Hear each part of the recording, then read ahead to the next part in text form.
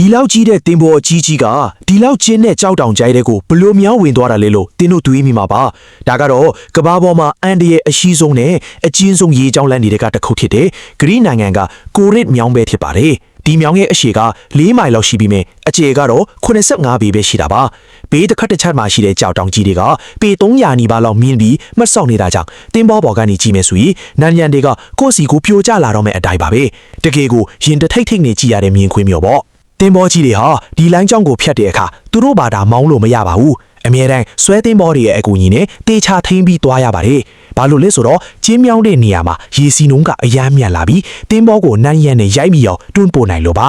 ဒါကြောင့်တင်ပေါ်ကပတိန်တွေရောခရီးသည်တွေပါဒီနေရာကိုဖြတ်ပြီးဆိုရင်အသက်တောင်ဝဝမရှူရဲလောက်အောင်စိုးရင်ရပါတယ်တကယ်တော့ဒီမြောင်းကြီးကိုဖောက်ဖို့ဆိုတာလွန်ခဲ့တဲ့နှစ်ပေါင်း2000ကျော် AD တရားစုကတိကစူးစမ်းခဲ့တာပါဒါပေမဲ့အဲ့ဒီတုန်းကနီးပညာတွေမရှိသေးတာကြောင့်မအောင်မြင်ခဲ့ပဲ1893ခုနှစ်ကြာမှာ10နှစ်ကြာခက်ခဲတူးဖော်ပြီးအပြီးသက်နိုင်ခဲ့တာဖြစ်ပါတယ်ဒီမြောင်းကိုတစ်ခါဖြတ်ဖို့မိနစ်30ကနေတနာရီလောက်ကြာတာပြီးခီးသည်တွေအတွက်ကတော့တသက်မမေ့နိုင်တဲ့အတွေ့အကြုံပါပဲကဲမင်းတို့တော့အခုလိုကြောက်တောင်ကြီးတွေကြားထဲမှာညက်မတန်တွားနေတဲ့တင်ပေါ်ကြီးပေါ်မှာလိုက်ပါစီးနှင်းကြည့်ချင်လားကောမန့်မှာပြောခဲ့ဦးနော်